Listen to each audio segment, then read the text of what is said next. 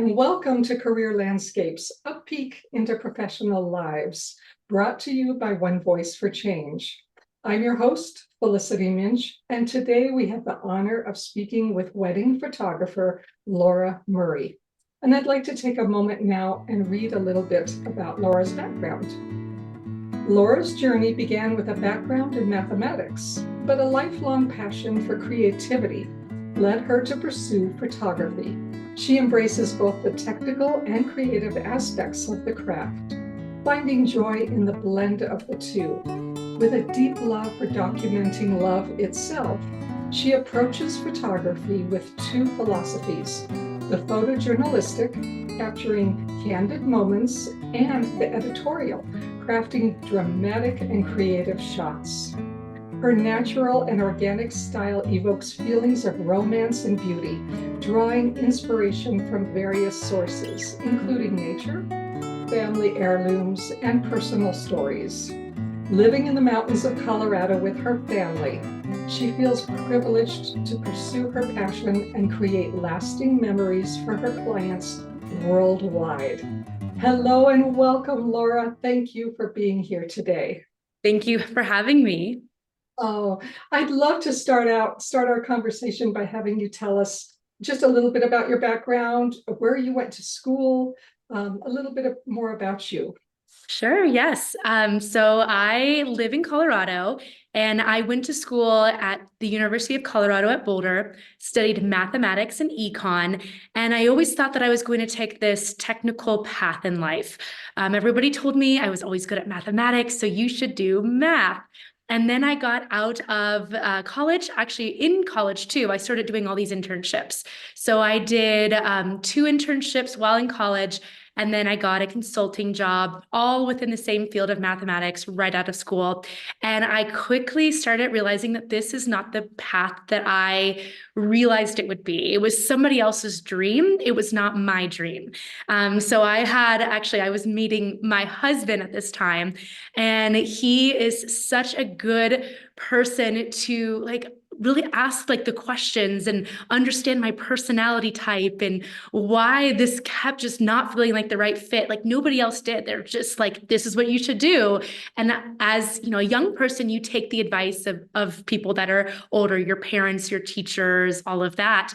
And so my boyfriend at the time, Brian, he said, I just don't think that this is a good fit for you, and here's why. And then he helped me see what would become a good fit. So we soon got engaged, we got married, and then I realized, okay, that's what I want to do. I want to be my wedding photographer.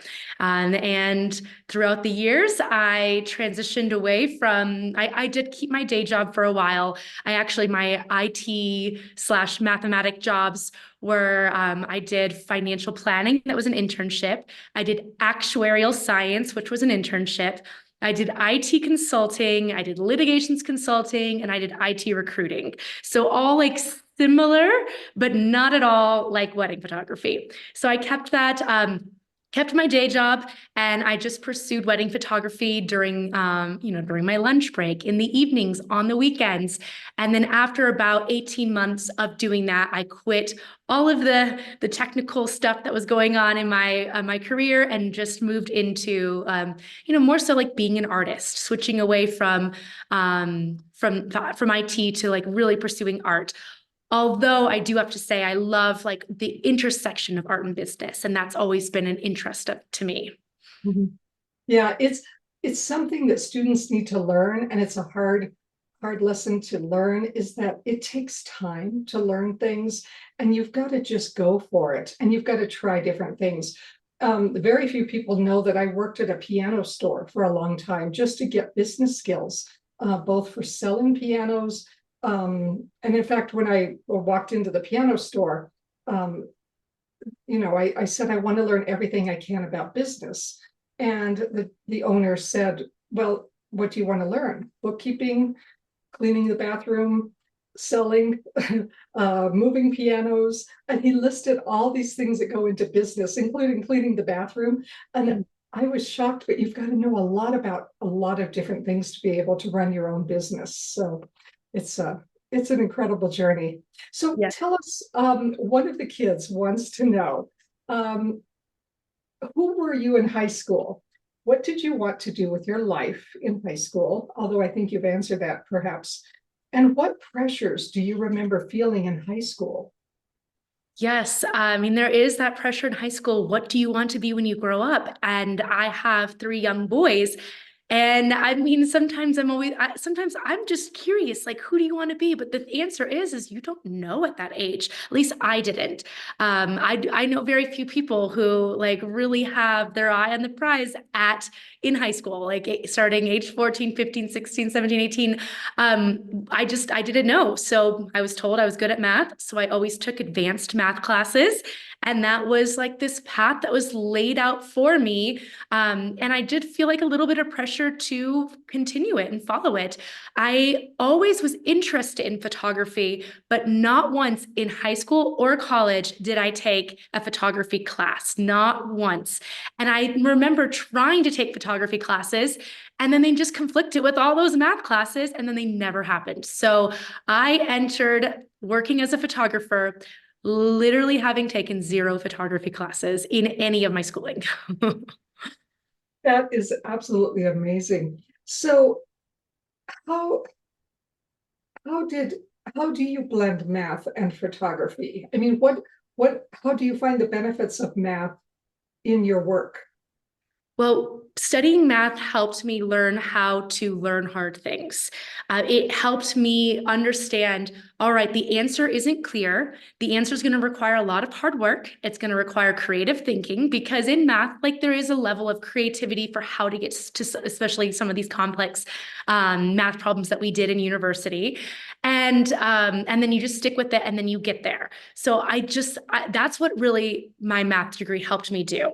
And in business, in photography, in art, like sometimes there's this, you have a problem in front of you. You have something that you need to figure out how to do, whether it's how to make a website, how to do contracts, how to respond to this difficult client email. Also, the gear in photography is technical, understanding aperture and shutter speed and ISO, and then also researching the next technology that's coming up. Technology is always changing, and I really like to stay up to date with that. Something that has come out, more recently, I've started doing it since 2020. So I've been a photographer since 2000, full-time 2010. So 10 years later, drones got really big. So then it was learning how to fly a drone and learning how to study for the drone licensing exam. And so it's just there's things that are parallels to my math background, and then there's things that are definitely different as well. Oh, that's fascinating. That's so true. As you speak, I can relate to, my music career and how hard it is to learn classical music and what it takes to study it might take a year or two just to master one song, yeah, that just learning that diligence and that resilience is an important part of life. So, let me see, what else did the kids want to know? Um, what was a pivotal experience or time period where you realized this career was taking hold? Well, my dad told me not to leave my day job until my side job was paying the same amount or more than my day job. And at the time, I actually thought like, well, I don't know. I've got this IT career that can be very lucrative, and photography feels like a big question mark. So I didn't know if I was ever going to make good money doing photography. And actually, my first goal was just to pay off the gear that I bought. I bought several $1,000s worth of gear, and I was hoping I could make several $1,000s. And then, sure enough, 18 months after beginning photography, it was earning more than my IT job or similar, and then very quickly more than it. And so that was something that was like a pivotal moment, was realizing that I could, yes, support myself on this creative career that I did not study for. It wasn't something that I'd studied for in school. It was just like this new path for me. And then over the years, like realizing it was taking hold, was just continuing to book clients I really enjoyed working with, getting to travel for my job. And then just also like the biggest thing is just my internal like satisfaction and inspiration in this career. I've been doing it now almost 15 years full time, and even more than that for my part-time transition in the beginning. And I'm just as inspired with my career on this day as I was back in the beginning. So it's just really something that's been so fulfilling. Yeah, that's wonderful. Yeah, with my teaching, people say, aren't you burned out of teaching? And don't you just dread it when the students come through the door? And it's completely the opposite. I'm almost more excited to teach now than I was when I started when I was 15, 16 and teaching. And when you're doing something creative and you're doing something you truly love, it never gets tiring. It does not get boring. So, Yeah, I no, fully agree. absolutely. That's incredible. And let's see, what else? The kids want, one 17-year-old boy, one of my guitar students, wanted to know what motivated you to switch professions. I think you answered that. It was just that you knew math wasn't your career track. Yes, like you said, I wanted a career that I had longevity in, meaning I could show up every single day excited. And I knew that my other career wasn't going to give me that. I dreaded Monday. I didn't feel inspired. Like it just didn't, like it just wasn't right for me. And so the switch was because I wanted to pursue something that I was passionate about. Yeah, absolutely. Wonderful. And another student asked, are there more men or women in the photography business? And is it at all difficult being a woman photographer? I think it depends on what market you're in photography, because there's all different types of photography. There's fashion photography, commercial photography, wildlife, and it goes on and on. I'm in the wedding space, which is heavily female dominated. There are wonderful, like talented men that work in this profession, but it is very dominated by women. And I would say that I don't feel like being a woman is really like an asset or a liability. It's really just like what I am and what I bring to the space. So I can bring, my past experiences and who I am to the table as a photographer, but then my male counterpart can bring, his different experiences, where he's from, like his creative eye. And so I've had like as a client, we do our own family photos, and we had our own wedding photos done. And I've hired both men and women to photograph me, and they've all been, always so thrilled with the result. Wonderful. And is there a lot of collaboration? Do you get to work with other photographers and share ideas? And even if you cannot take a job, do you recommend other photographers? What's the collaboration like between professionals? Absolutely. I was just on the phone this morning with a photographer friend based out in DC. Her name is Abby Jew, and she's a super talented photographer. And we are always brainstorming ideas and helping each other and like bringing different like questions or problems to the table. And so we chat often, and we don't work together on a wedding day because we're hired by our clients, but we do come together at networking events, and we really like cheerlead and champion for each other. So absolutely, I have so many friends across the wedding space, whether it's wedding planners, florists, photographers, you name it. And like a testament to that is, it's been a while since I've had kids, but my baby shower was hosted by a photographer, a florist, and a wedding planner. And then it was basically like 50 of my wedding industry friends. So it was not, plus some family too, of course, but the majority of the people there were in my wedding space, because my wedding space is like my family. It's been my community for the past 15 years, and I hold a lot of them so dear. Yes. Yeah, my music friends. I have a huge network of musicians that I work with and artists and other people, but yeah, we do collaborate a lot. And I'll even, when preparing for a concert, I'll actually play for one of my friends who's a pianist. And I purposely use a pianist to listen to me because she doesn't know anything about the guitar, and I don't want her to listen to the technique of the guitar. I want her to listen to me as a musician. So she and I collaborate, and I'll listen to her piano work and she'll listen to my guitar work. And it's just wonderful to have that collaborations and just to get along with people so well. It's great. Oh, one of the kids asked, what does day to day or week to week look like for you? Do you have a normal routine? That's a funny question. For me, it's a funny question because I do not have a normal routine at all. But what's your day to day like as a photographer? So it depends on if it is a shoot/travel week or if it's an at-home editing week. And then it also depends on if it is in season where I am like back to back to back with my jobs, or if it's off season. So I do have an off season. So my busy time is typically between May to December. I would say that even it goes into December being busy, even though peak time probably stops somewhere in the October timeframe. It's all that editing. And then January through April is a little bit off season. I usually have a few events during that time, but not, 3, 4 a month like I can have during the busy season.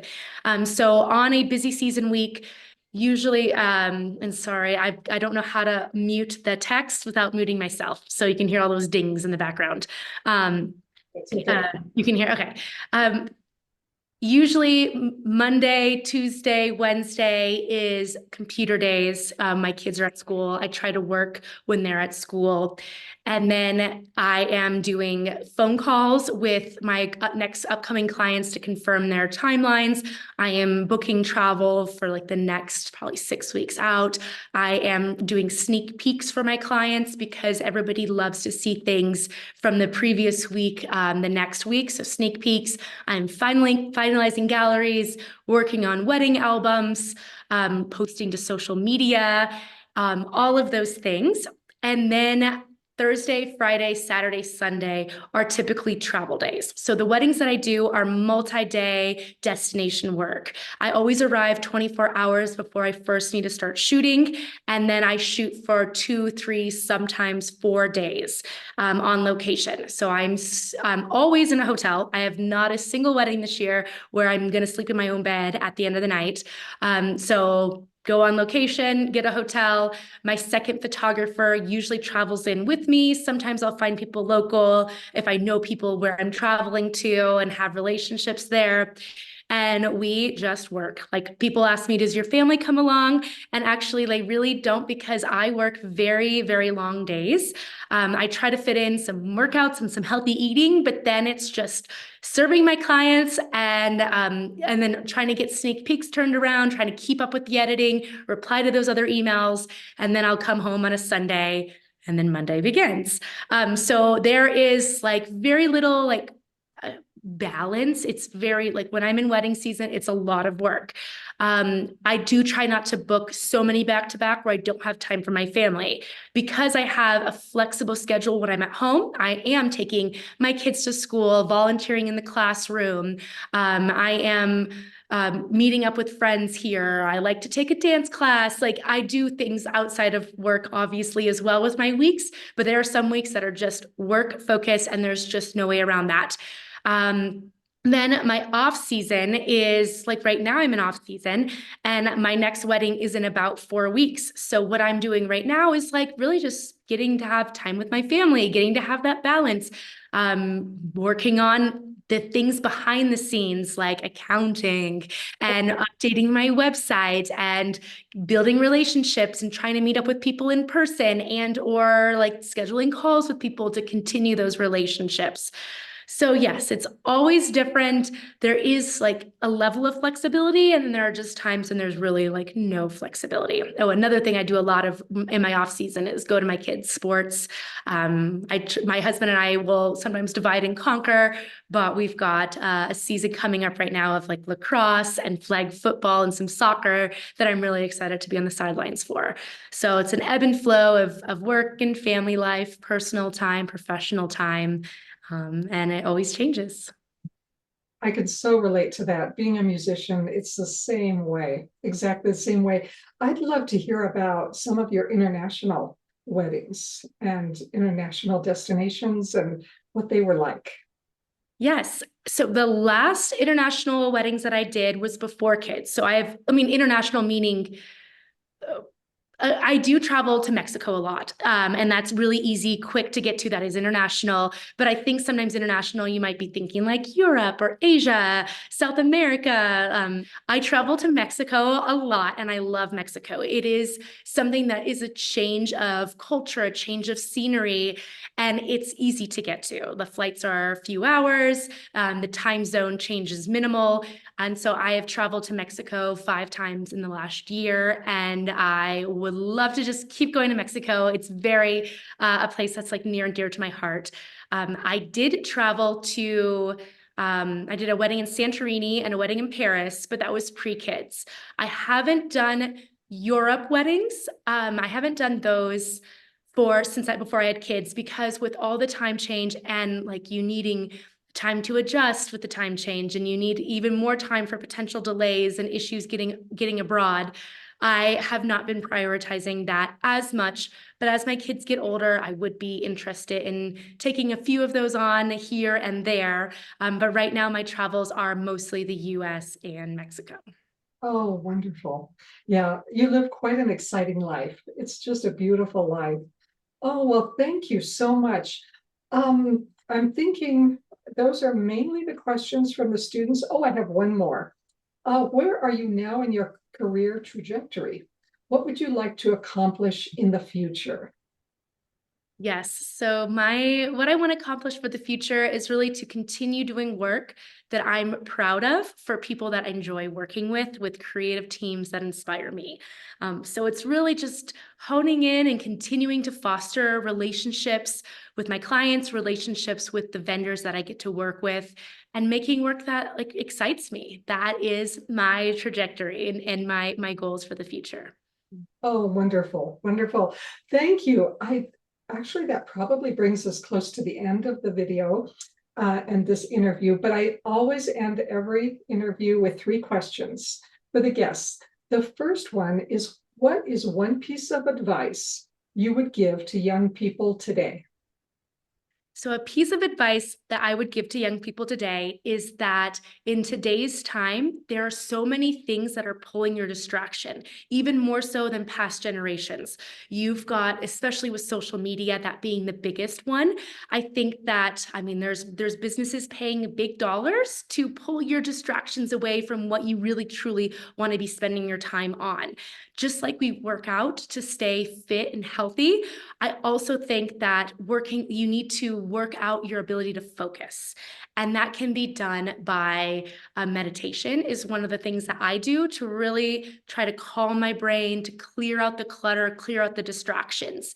I think that's going to be one of the problems as this continues down this path, is that people will have these days where they're actually not productive because they're just distracted, doing popcorn brain from one thing to the next. So if you can identify what's truly important to you, what's going to move the needle in your life, in your career, and then cut it out, everything else out, and just be laser focused on that, you'll have a lot of success. Yeah, great, great. And my second question is, what gives you hope in today's world? What gives me hope? It really is this next generation. As when I was younger and by myself, and then married as a newlywed, our focuses were really very singular. They are on ourselves. Like, what do we want? How do we want to spend our time? But as we've had kids and our kids have grown, my kids are 6, and 8. Our focus is really shifted away from us, and it's on them. So as I've been spending more time at school and with young families, in seeing this next generation, they are what give me hope. They are what drive me and motivate me and inspire me as well. Wonderful. And the third question is, who inspires you? Okay, well, aside from my kids that I just said, another person I do want to shout out is my husband. I've talked about him a couple times on this so far. But he really is to me like the role model, the ideal for like living a good, like purpose-driven life. He is my inspiration for how to parent, how to be good at my job, he just really knows how to hone into what's valuable, and he strives to make himself a little bit better every single day, which I'm so proud of him and all of his accomplishments and like what we are able to do together. If you're looking for people who inspire me that your audience can like Google to, that are in the creative space, I have a few. There's always lots on my mind with this question. So one of them, we just traveled to Mexico City. Like I said, I love Mexico. And there is this architect who created a lot of beautiful designs in Mexico. His name was Luis Barragan. And the way that he looked at designing spaces for living and spaces for working, and his use of like composition and texture and color. Mexico City has restored several of houses that he designed to exactly what they looked like when he built them. And it was fun to tour them and walk around and get like a sense into his brain. So that's one. And then I love to read. People are always inspiring me with authors. And this is a book that's very popular, but I just reread it this year, and I think it is just as relevant today as it was 15 years ago when it first came out, but it is Outliers by Malcolm Gladwell. It's a book that, as I was reading it, I had all these takeaways for my own children and things to suggest and think about to help them, grow and be the best that they could be. But that was a book that I read 15 years ago, and then rereading, like, just still couldn't put it down because it is still so relevant. And then I'll leave you with one photographer, Rodney Smith. He is an editorial photographer, and he creates these dream worlds in his imagery. And I just can look at his photographs time and time again, and I'm always seeing something new and something different. That's incredible. Thank you so much. Oh, it's just been a pleasure speaking with you. Thank you so much. Is there anything else you'd like to add? No, thank you. This has been really fun. I hope it's helpful. If anybody has any follow-up questions or they want to connect with me on social media, my Instagram is @Laura Murray, so they can DM me if there's any questions about photography or business or anything like that. Oh, wonderful. Thank you so much for your generosity. Thank you for your kindness, and thank you for your time. Thank you so much.